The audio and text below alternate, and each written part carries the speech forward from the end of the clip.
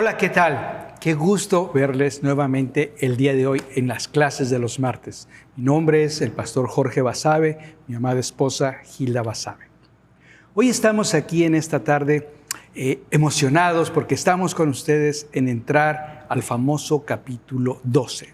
Sé que la semana pasada estuvieron en el capítulo 11 y bueno, el capítulo 11 precisamente termina acerca de una profecía que va a haber una hambruna. Y bueno, el capítulo 12 es la continuación y qué gusto estar hoy con ustedes. Quiero leer algo acerca de cómo inicia el libro de los Hechos, capítulo 12. Dice, en aquel tiempo Herodes Agripa gobernaba a los judíos. Empezó a maltratar a los miembros de la iglesia. Y no solo eso, sino que manda a matar a Jacobo, el hermano de Juan. Ahora, ¿cómo lo mata? Lo decapita. Y esto agradó a los judíos. Por lo tanto, apresó a Pedro para que precisamente ganara más adeptos porque lo iba a ejecutar. Pero como era la época de la Pascua, entonces no era posible, se tenía que esperar. Pero como Pedro ya tal vez antes se había escapado de la iglesia, entre comillas, puso de la cárcel, ¿verdad? Sí. De la cárcel, cierto, mi amor. Puso 4 grupos de soldados, 2 a la puerta y 2 a cada lado. Pero es muy interesante cómo este hombre llamado Herodes Agripa, hay una historia. Y me quiero adelantar un poquito, mi amor, porque siento que es importante conocer la historia. Hubo un hombre que decía que el que ignora la historia está condenado a repetirla, y es muy cierto. ¿Quién era ese famoso Herodes Agripa? Bueno, era nieto de Herodes el Grande, aquel que mandó a matar a los niños en Belén. Te acordarás que quiso precisamente cuando escuchó a los magos, dijo, me dejan saber, y él fue él. También era sobrino de Herodes Antipas, el que hizo decapitar a Juan el Bautista. ¿Qué significa? Que Felipe era su hermano, que Herodias era su tía y la chica que lanzó era la prima. O sea que tenía unos antecedentes muy interesantes. Podríamos decir que qué familita, ¿verdad? De esa familita que dices, hay que conocer sus antecedentes. Lo curioso es que él crece en Roma porque su padre es ejecutado, pero crece como, en mi país le llamamos niño fresa, ¿no? O sea, muy playboy, conocedor, carros, mujeriego, pero se endeuda tanto que huye a Idumea y posteriormente Tiberios, que era el emperador en Roma, le da asilo. Lo curioso es que hizo comentarios imprudentes en contra de Tiberios y eso le representó que lo encarcelaran.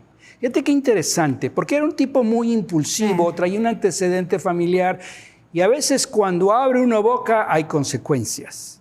No estoy calvo en vano. Por eso es importante saber, y me gusta esto porque dice que hizo comentarios imprudentes y lo encarcelan.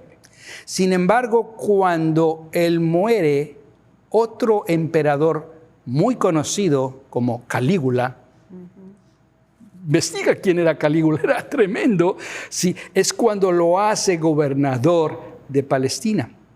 Pero al morir Calígula, él tiene otro amigo llamado Claudio, amigo de la juventud. No sé si sea amigo de la parranda o no, pero lo hace que gobierne ahora sobre Judea y Samaria. Ahora, ¿por qué digo todo esto? Muchas veces como personas ignoramos la historia de nuestros ancestros. Sin darnos cuenta repetimos las mismas historias. Y en el libro de Éxodo habla de eso precisamente, de saber cortar con eso. Y a eso vino nuestro Señor, pero bueno, ese es otro tema.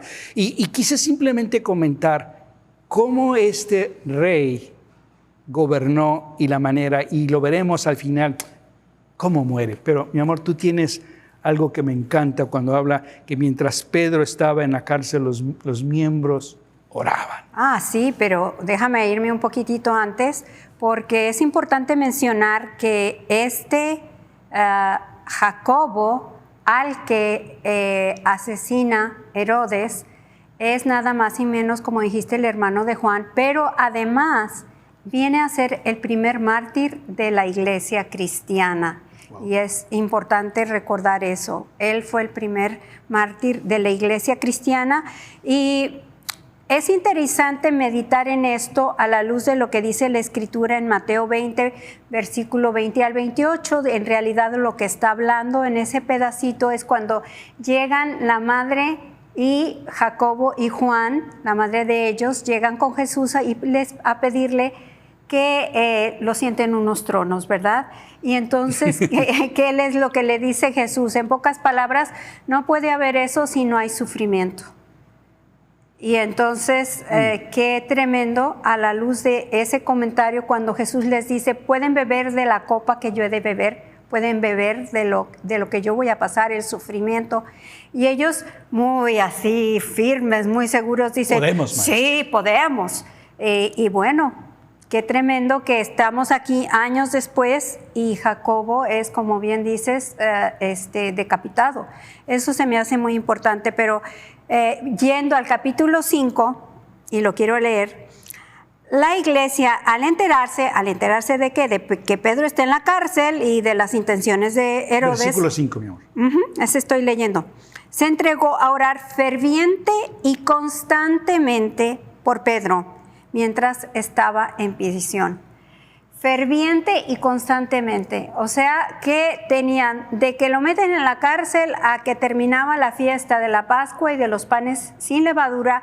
Eran 7 días y entonces ellos están durante 7 días en una oración constante porque están seguros que Herodes lo que quiere es acabar con Pedro.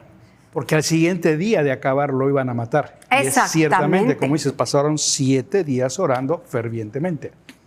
Entonces, esa noche, Pedro está ahí encerrado, está en la cárcel y está rodeado, como bien dijiste, ya había escapado de la cárcel porque Dios se encargó de que saliera de la cárcel, aunque fue en circunstancias distintas las veces anteriores. Las veces anteriores llegó a la cárcel por circunstancias no tan tristes como esta, eran circunstancias de victoria. Esta es realmente una circunstancia, podría decirse, de aparente derrota, de pérdida para el cuerpo de Cristo, el primer mártir. Entonces llega así. En las veces anteriores él tuvo oportunidad de dar testimonio en la cárcel, esta vez no.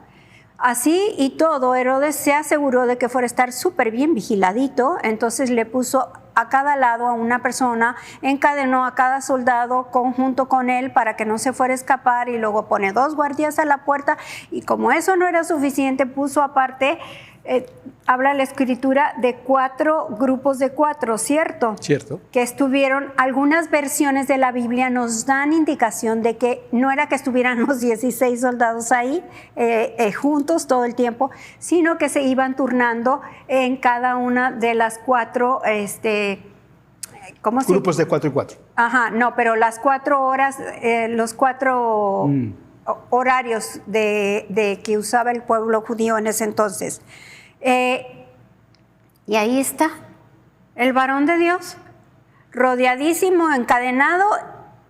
Al día siguiente lo van a matar y está dormido como un bebé en los brazos de su madre prácticamente. Tan es así que el ángel que se le aparece, y aquí es donde viene la intervención divina, el ángel que se aparece lo tiene casi que golpear, Pedro, despierta, porque está dormidísimo.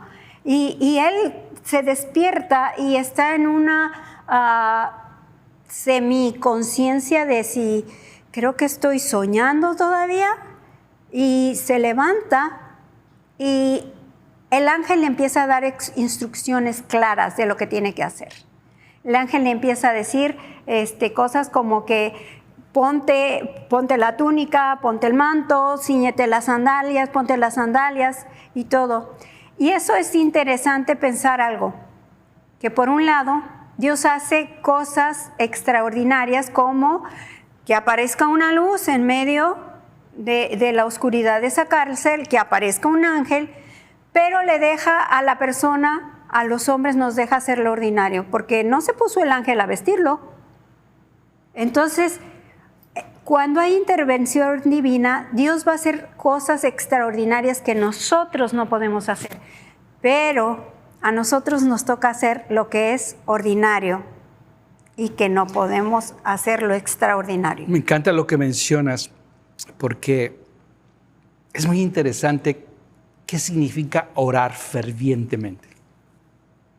O sea, yo me hice esa pregunta, ¿qué es una oración ferviente? Mi antecedente no es religioso, al contrario, es antidios totalmente.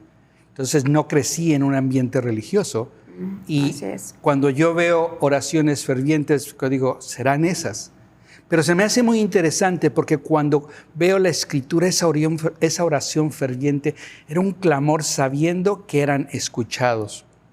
Yo me imagino que Pedro conocía a los salmos donde dice, en paz me acostaré y así también me dormiré, porque solo tú, Señor, me haces habitar vivir seguro.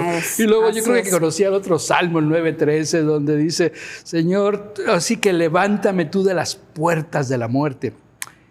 Él había visto ya a Cristo. Él sabía que había una vida eterna. Qué tremendo poder asimilar eso en todo su ser y poder descansar y saber que aunque te maten, sabes a dónde vas. Pero claro, ese era Pedro, y uno anhela, Señor, enséñame a vivir con esa certeza, no porque tenga duda, sino simplemente en momentos difíciles es donde nuestra fe se prueba. Y es interesante, porque fíjate que en el verso 7, en esta versión, dice, de repente, un ángel de Dios apareció. ¿A dónde voy con esta palabra de repente? Tal vez muchas veces tú has estado orando por circunstancias o situaciones, y de repente aparece la respuesta. Sí. Pero la escritura es clara cuando le dice el ángel a Pedro, levántate y date prisa. ¿Sí? Cúbrete con tu manto y sígueme. ¿Sabes que muchas veces llega respuesta a nuestras oraciones en ese de repente? Y si no nos levantamos, seguimos encadenados. Por eso es importante que cuando escuches ese de repente y sepas que es Dios, te levantes, pongas acción y sigue. Aunque aquí es muy interesante porque Pedro iba como que, espérame, estoy soñando, ¿será cierto? ¿No será cierto? Pasa la primer puerta, entra a la calle. O sea, y así nos pasa muchas veces en el caminar con fe. Por eso es importante que cuando llega esa respuesta, de repente, tomes acción. Y bueno, se encuentra ya él en la calle y es cuando reacciona y como dice, ay, pues no era un sueño, pero entonces se da cuenta de que tiene que moverse rápidamente antes de que vayan a descubrir en la cárcel que él ya no está. Entonces busca y va a la casa de la madre de Juan, el que tiene por sobrenombre Marcos. Y que se dice, están muchos de acuerdo en que fue el escritor del segundo evangelio, el de Marcos. Entonces él llega y toca, ¿verdad? Entonces toca la puerta porque pues lo último que quiere estar él es a la calle, visible, donde lo puedan encontrar. Y aquí pasa algo que puede parecer casi que una historia de chiste. Y lo digo de chiste porque yo recuerdo desde hace muchísimos años cuando leí por primera vez este pasaje de la Escritura, me sorprendí todo lo que sucede en unos pocos versículos. ¿Qué es lo que sucede? Que están ahí reunidos, están orando todos fervientemente, de día y noche, haciendo una cadena de oración.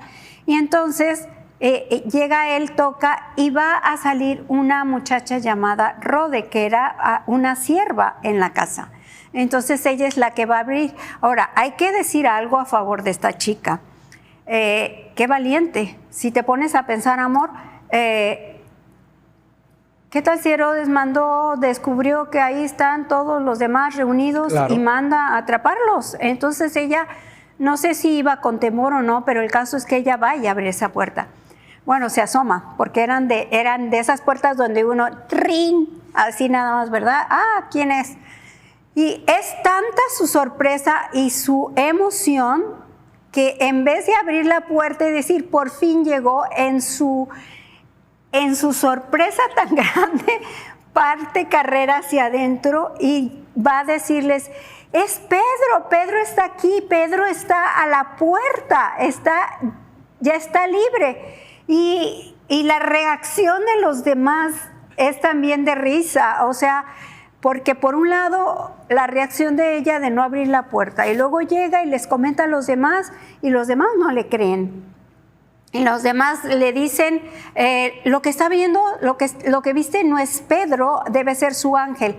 Hay que explicar que los judíos creían que cada persona tenía un ángel y que ese ángel era físicamente como la persona. Parecido.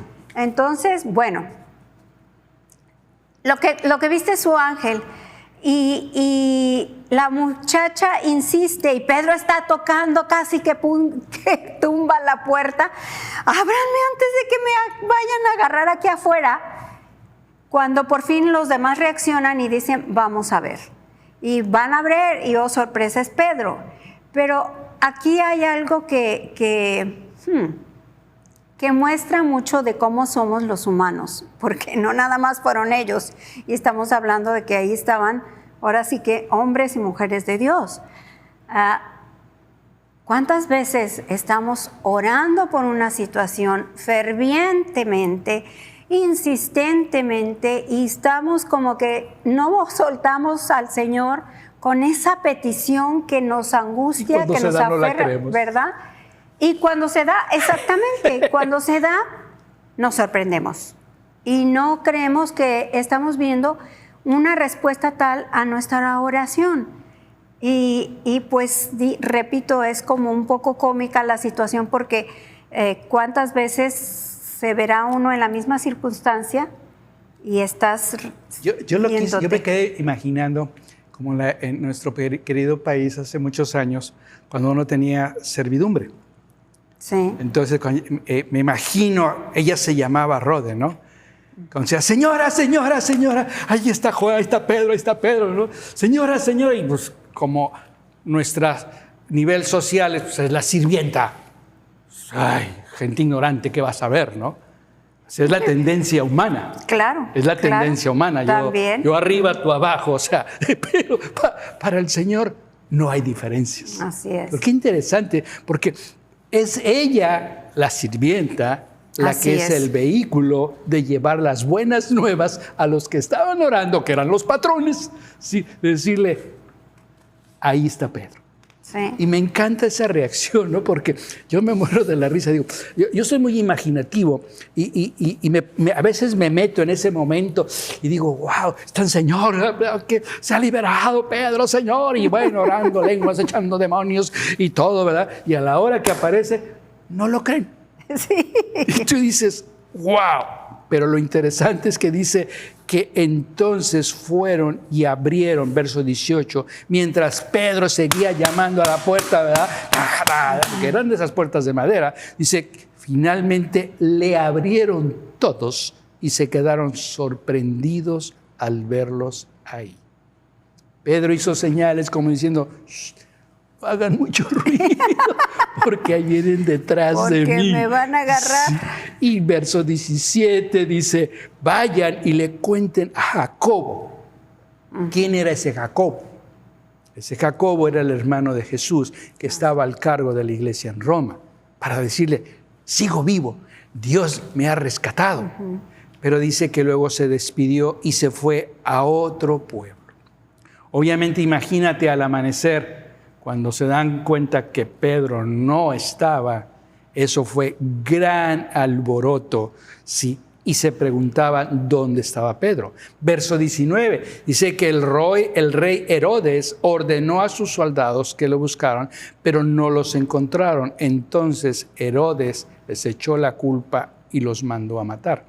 En esa época había una ley que era la ley del Código Justiniano. ¿Qué significaba el Código Justiniano? Significaba que tú eras guardia y se te escapaba el preso, tomabas el lugar del preso y te iban a matar de la misma manera.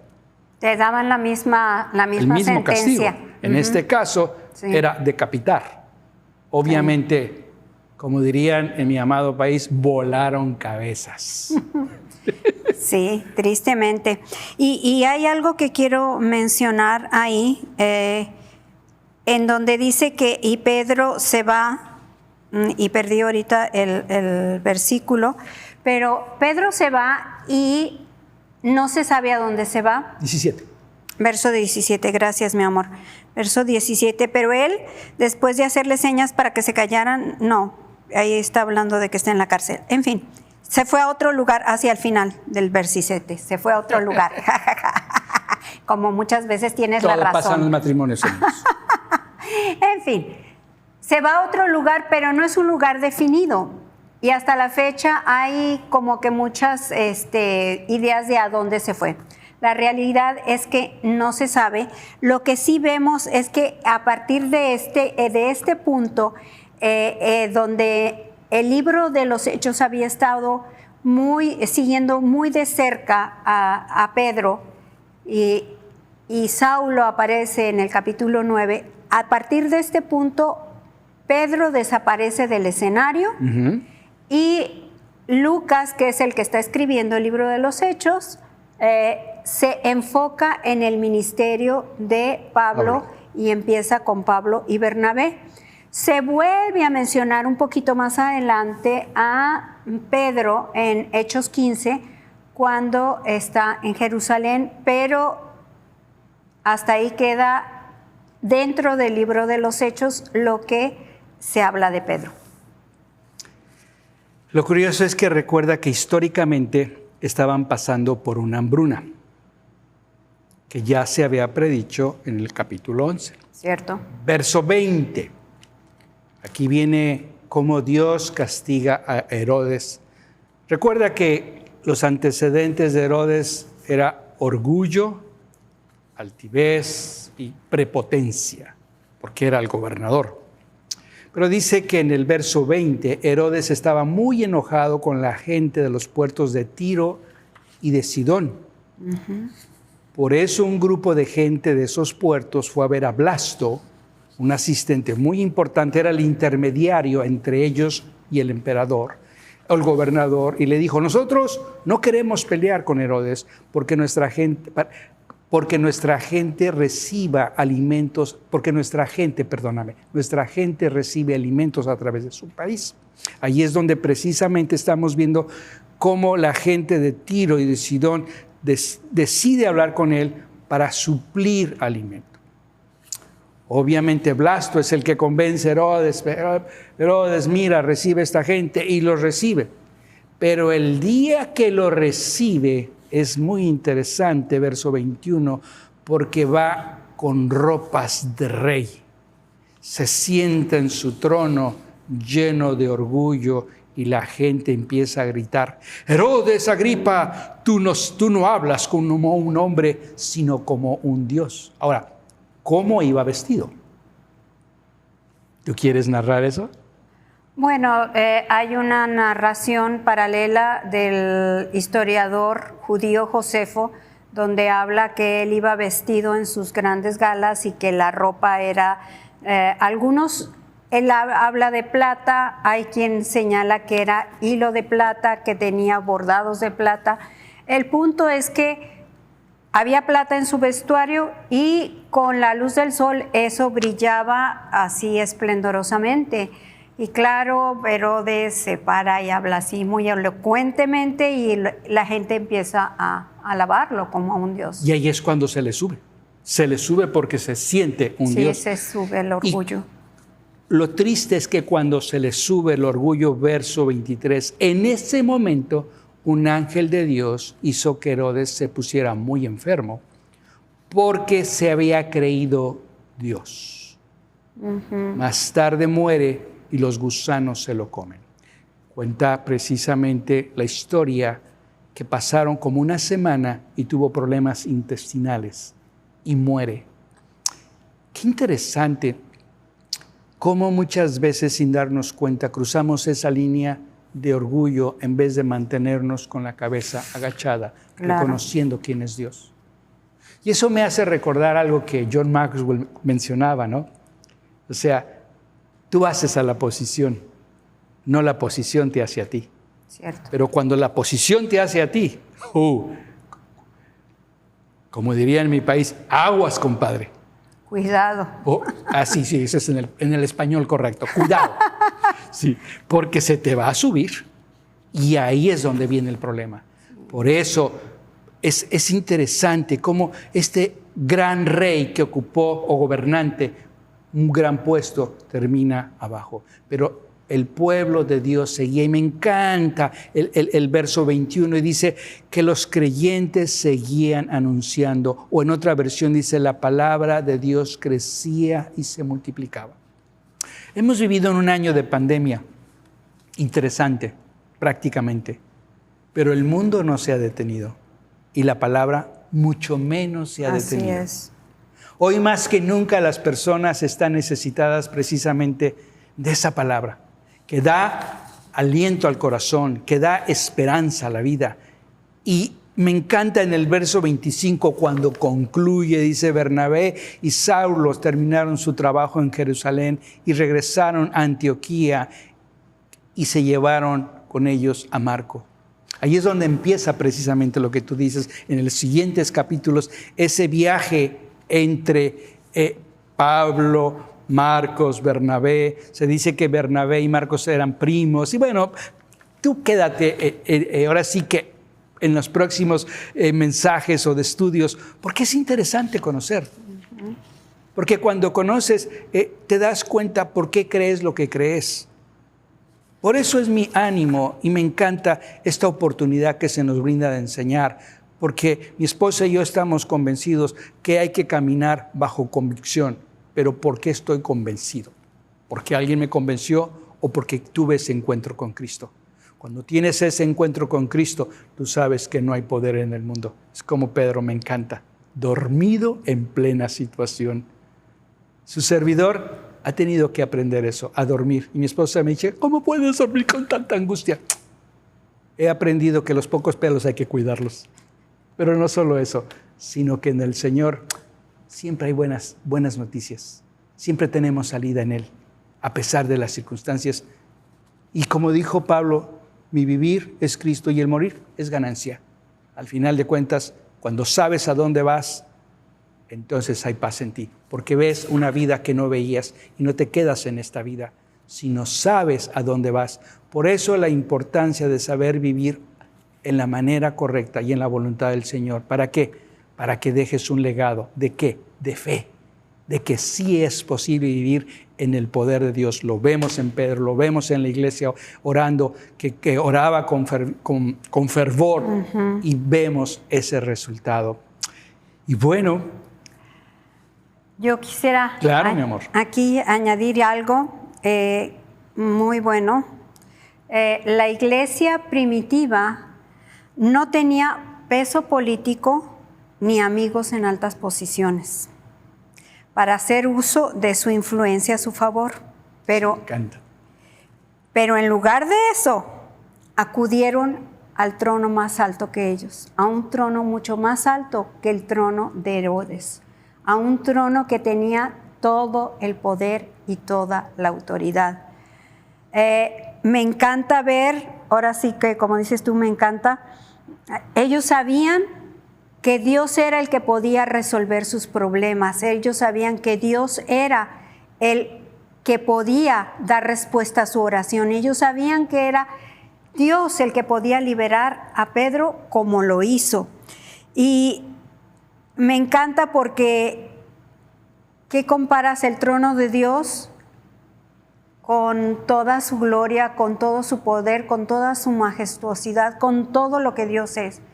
Con un trono humano que está ahí puesto por un hombre y al que lo atienden soldados débiles. Un pensamiento que me llama mucho la atención de este capítulo 12 y me encanta verlo, me hace meditar. El capítulo 12 empieza con un rey llamado Herodes persiguiendo a la iglesia, metiendo a Pedro en la cárcel y queriéndolo matar. O sea, con un plan definido para matar a Pedro. Así empieza el capítulo 12 de Hechos. Pero el poder de la oración de una iglesia unida que cree en su Dios, en su poder, el poder de esa unidad, de ese acuerdo en oración, de esa fe, es lo que hace que Pedro sea liberado bajo la intervención divina de la poderosa mano de Dios. ¿Y cómo termina el capítulo? Con que el que muere no es Pedro. La intervención divina hace que Pedro sea liberado, pero el que termina muriendo es el que al principio del capítulo quería matarlo. Y esta es la manera como Dios mueve y como Dios hace las cosas, como Dios las concluye, siempre para su gloria, siempre para su honra. Me llama mucho la atención cuando dices una iglesia orando. Unánime. Estos somos la iglesia. Aunque los edificios se cerraron, Dios no se quedó encerrado. Así es. La iglesia puede seguir orando. Así es. Y, mi amor, tú te podrías orar, tú concluir con la oración. ¿Cómo no? Con mucho gusto. Padre, te damos gracias en ese momento. Señor, seguimos siendo tu iglesia. A veces somos como Rodes, Señor, que cuando vemos la respuesta inesperada, esa respuesta que viene de repente, nos sorprendes tanto cuando no debieras sorprendernos, porque por eso estuvimos orando. Pero Padre, gracias porque tú nos conoces, tú conoces nuestra condición, dice tu palabra que te acuerdas de que somos polvo, Señor. Y por otro lado, qué bien, Señor, que nos sorprendas, que no deje de sorprendernos tu respuesta. Porque, Señor, si algo no queremos es tampoco acostumbrarnos y a tomar las cosas, a darlas por un hecho, sino que siempre estemos maravillados, que cada vez que como iglesia estemos clamando en común acuerdo por algo, estemos expectantes de ver tu mano poderosa manifestarse y obrar, pero también, Señor, nos maravillemos de que tu respuesta ahí está, de que tú sigues siendo el mismo ayer, hoy y siempre, que tú estás escuchando y respondes. Padre, gracias. Yo pido por aquellos que tal vez tienen tiempo orando por algo, Señor, con mucha insistencia, con mucho fervor. Gracias, Señor, porque tú puedes decirles en esta hora que cuando menos lo esperas, de repente tu intervención divina va a aparecer y va a cambiar nuestro escenario. Padre, y te damos gracias en esta noche por este tiempo, por poder orar juntos y sobre todo, Señor, por tu Espíritu Santo, por Jesús, Señor. Te damos gracias por Jesús y por poder tener esta maravillosa relación de amor contigo. Te bendecimos, te exaltamos, te magnificamos, te glorificamos porque no hay nadie más a quien darle toda la gloria, toda la honra y toda la alabanza, sino a ti, el único y sabio Dios, por los siglos de los siglos. Amén. Amén. No olvides el próximo martes, capítulo 13, que es precisamente los viajes misioneros. Gracias por acompañarnos, gracias por tener esa hambre de aprender, que surge en ti cada día el aprender, porque cuando conoces y vives quién es tu Señor, la vida es diferente. Que Dios te bendiga.